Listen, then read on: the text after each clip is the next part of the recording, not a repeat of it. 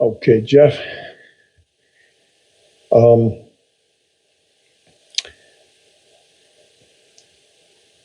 Boy, we are in a time of unlike any other time since I can remember in my life. This is the crazy stuff that's people are doing and believing and so forth, and it is a time that we need this message tonight that God has put in my heart, and I trust that He will make it real to us. Some of you know that Pastor Francis Frangipan has been my mentor for well over 30 years. And even though I've never met him, I have listened to his sermons, I've read his books, I've taken his both of his levels of his online school, and it has just made a huge difference in my life. And one of the things that you can do if you want to is you can get him to send you an email teaching once a week. As a matter of fact, it comes in on my phone usually on these Friday nights is when it comes in. And recently he sent one entitled, "Are You Having an Identity Crisis?" And it really hit me. It just knocked my socks off, actually. And I recognized a need in my own life that I mean, I've been a Christian for 45 years, and I just recognized there was something that I needed that was in this message. So I translated that into, well, maybe my brothers and sisters need it too. So tonight, I am going to do something I don't know if I've ever done, but I'm going to use this message from Pastor Francis as the basis for this message. And I'm giving it a different name. I'm going to call it Walk in Your New Nature. And I am unapologetically going to use some of his wording and just read it because it's so good. And, if you hear something that sounds just extremely anointed, you can assume that's probably him talking. And I'm not going to stop and do quote unquote or tell you I'm reading from his message because it's just going to take too much time and effort to do that. So just realize that I'm giving him credit where credit is due. I want to make sure that I do that.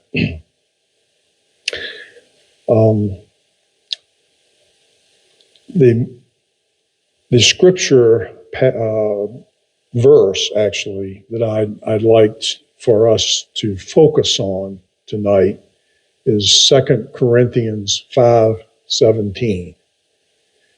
And I hope that maybe during this message tonight that you'll memorize that. And if not, maybe during the coming week. Therefore, if anyone is in Christ, he is a new creation. Old things are passed away. Behold, all things are become new. I bet some of you already have memorized that. very familiar passage or verse, rather.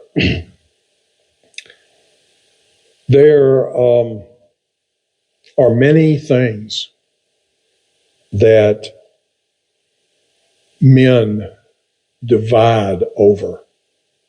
Things like race, culture, social status, etc., etc., etc. But God only views two groups of people. And I am going to just do this as a way to kind of, I can't think of what to call this, just an example or something, but I'm going to say over on this side of the pulpit is one group, which I'm going to, this is going to be more clear as I get into this. I'm going to explain what this group is.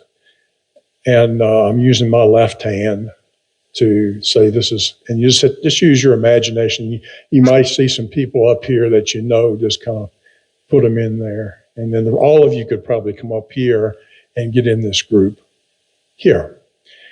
But don't do it. But just imagine people that you know standing over on this side. So I might do these gestures like this from time to time, just pointing out these two groups in the way that God sees them. He's, in other words, you might call these races or species or categories of people. Just stay with me now. 1 Corinthians 15:45 says, "And so it is written, the first man, Adam, became a living being. The last Adam became a life-giving spirit." The first species is the descendant of sinful Adam. His thoughts orbit around his carnal or natural desires. He carries both the DNA of Adam's nature and the consequences of Adam's sins. He is indeed a living soul who is controlled by fears, physical needs, intellect boundaries, pride, culture, and sin. And you could also, and this is this side over here. This is the group that's over here. And you could also say that this represents sinful man or unredeemed man.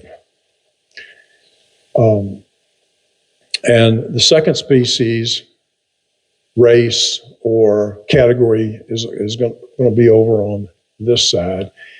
All of us have to start over here when we're born, because we're not born over here. We're all born over here.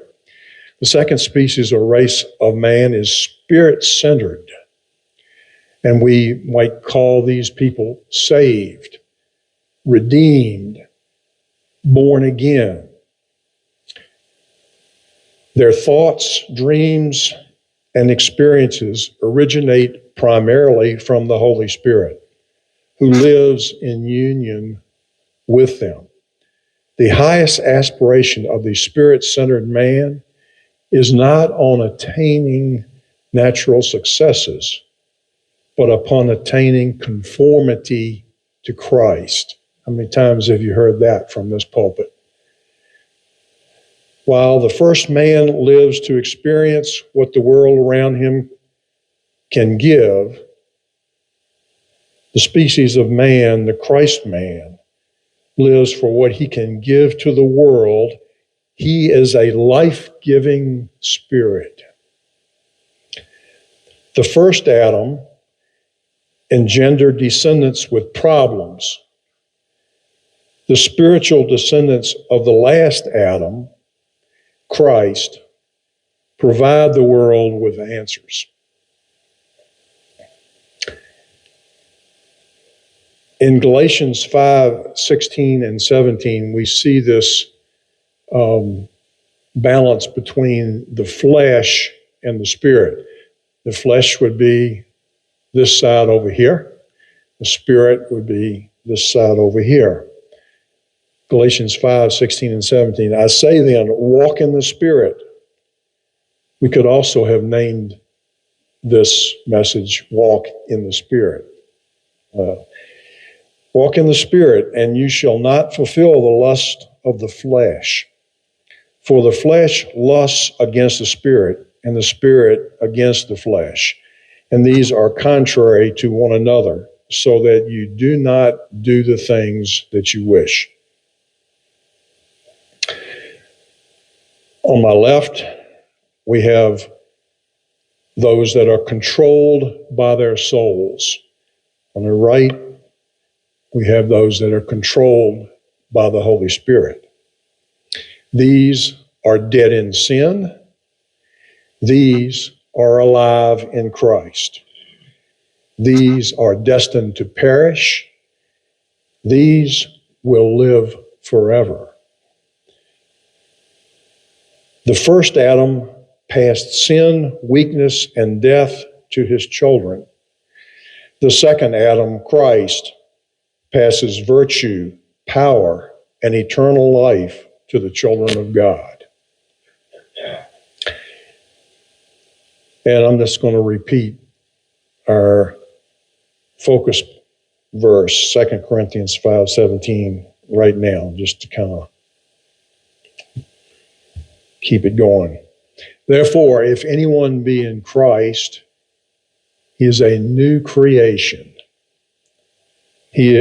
Old things have passed away. Behold, all things are become new.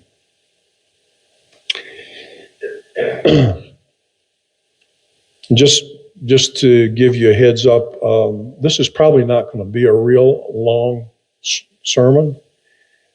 I don't think so anyway. It may surprise me, but I want to allow a little time to do some questions and answers and comments and some ministry as well. We are not merely creatures of flesh, temporarily acting spiritual, but we are spiritual beings temporarily living as men of flesh. If you have received Christ into your life, you are part of the second Genesis. You possess a new nature that, like Christ, shall live forever. Okay, I've just kind of laid out these two, we'll call them races, these two races that God doesn't look and say, oh, that's a black person, or oh, that's a white person, or oh, that person's got a lot of money, or that person is poor. He looks at people and says, they're saved. I'm sorry, I got mixed up between my left and right hand. They're dead in sin, or they're alive in Christ. That's how God sees us. So, what is this identity crisis? What is the problem that we are facing? Are many of us suffering from an identity crisis? Even though we go to church and do other good things, internally, we are still deeply identified with the traits and expectations of the first Adam.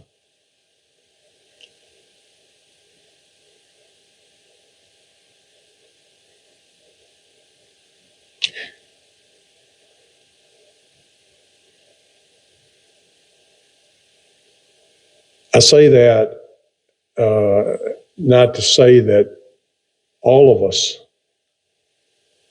have that problem, but I bet you all of us do sometimes. And many of us may be struggling more than we think we are.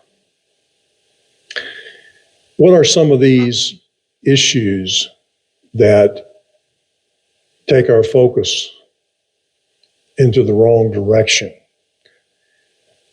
The two biggies that come to my mind are lust and fear. And I think that most I don't think it's even we used to think about that lust was a thing that men dealt with more than women, but I think the way things are going, it's almost a problem that we all share. But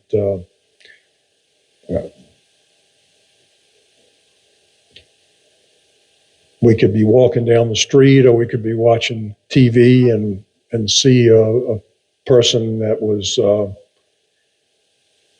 not appropriately dressed, let's put it that way, and it could cause us to think thoughts that we should be rejecting instead of, it kind of reminds me of the old saying, temptation is a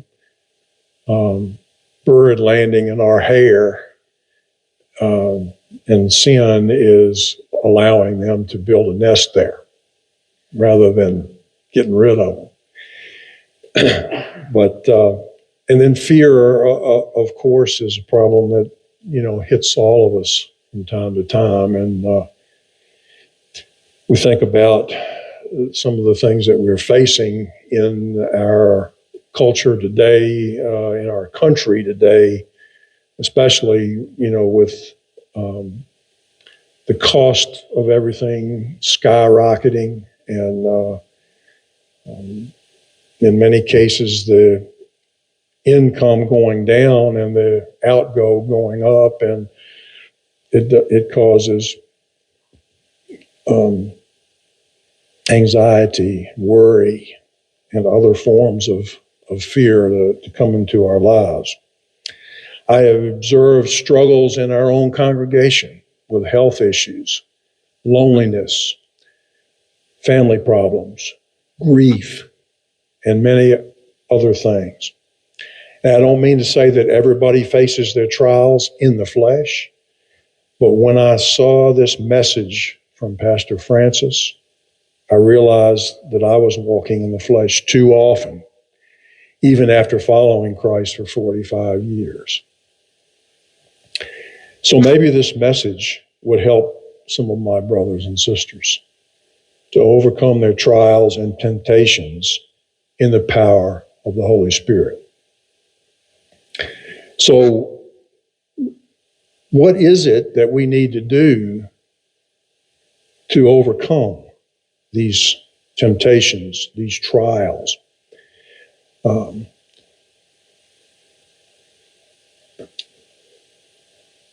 So what is the answer? Let's talk about that. Pastor Francis was once engaged in a particular struggle, and a friend asked him, "How are you doing under the circumstances?" And he answered, "I'm not under the circumstances. I'm seated with Christ in heavenly places. My Father is God. There is no weapon formed against me that can prosper. I'm born again from above, a new creation. I am a partaker of the divine nature." Everything he answered came directly from God's word and represents the reality granted each of us by faith in God's promises. Faith unlocks the power of God's promises. None of us need to be under circumstances or the weather or pressures or curses. You are alive together with Christ and positioned in the shelter of God's domain. Yes, we face conflict, which God uses to perfect our character. But he also always leads us in triumph in Christ and manifests through us the sweet aroma of the knowledge of him in every place. You must accept, believe, and then apply the Word of God until you are fully established as a new creation. The quest to walk in your new nature is the central issue of your primary battles in life. That's good. Let me read that one more time. The quest to walk in your new nature is the central issue of your primary battles in life. This is not just a war between your virtue and your vices. No, it is a war between your identity after the flesh and your true identity as a new creature in Christ. Romans 8:29 talks about our conformity to Christ. It says, "For whom he foreknew, he also predestined to be conformed to the image of his Son, that he might be the firstborn among many brethren." Suppose you went to a foreign country. There's some things that you would need to change in your life. You would need to learn a new culture. And you would also need to learn that language. You see what I'm saying with that? Yeah. That's what we need to do so that we're walking in our new nature. We need to recognize that the things of our life are now determined by the Word of God. If we are going to learn that culture, we have to learn the words of God so that we can use them in this new kingdom that we're now supposed to be living in, so that we're not walking in the flesh, but we're walking in the new creation. You see, you are a citizen of a new realm. As such, you must learn the customs and understand the language. In the kingdom of God, everyone believes what God says about them. When God speaks, his words create realities.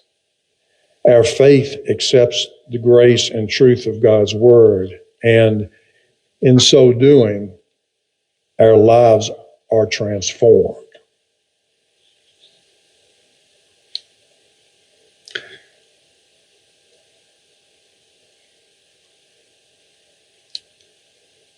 I'd like to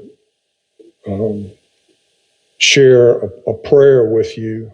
I told you this was going to be short. In the way of just signing off with our folks that are watching with us on YouTube. But then we're going to just take a few minutes to talk about this, and maybe if we kick it around a little bit, it would be helpful to be able to ingrain this new kingdom and this new creation, into our lives more deeply. Let's pray. Lord, forgive me for dwelling in the basement of my old nature rather than the penthouse of your love and promises. You have chosen me to reveal your life. You've given me your Holy Spirit and spoken to me through your word. I am your child, born from above and destined to destined to inherit your glory. I worship you, my Lord and my King. In Jesus' name, amen.